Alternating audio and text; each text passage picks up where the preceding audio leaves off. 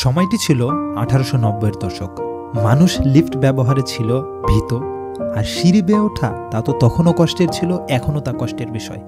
ঠিক এই সময়ে জেসি রেনো ভাবল, সিঁড়ি বেয়ে কেন উঠব যদি সিঁড়ি নিজে নিজেই উঠতে পারে।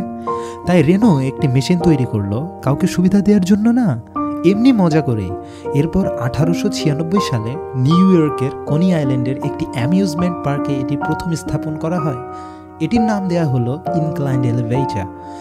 এটি আজকের দিনের মতো এত সফিস্টিকেটেড ছিল না, এতে ছিল না ন্যূনতম কোনো সেফটির ব্যবস্থা, শুধু 30 ডিগ্রি একটি মুভিং বেল্ট আর উডেন প্ল্যাঙ্কসের একটি কাঠামো।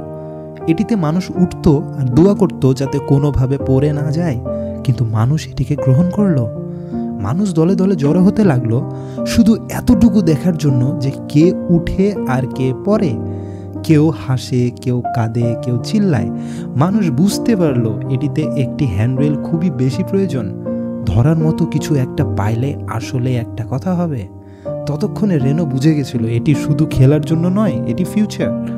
তাই তিনি রেলওয়ে সাবওয়েজে তার আবিষ্কার স্থাপনের চেষ্টা করতে থাকে। কিন্তু মানুষ তো তখন লিফটে উঠতেই ভয় পেত, আর এটা তো নিরেট মরণ ফাঁদ।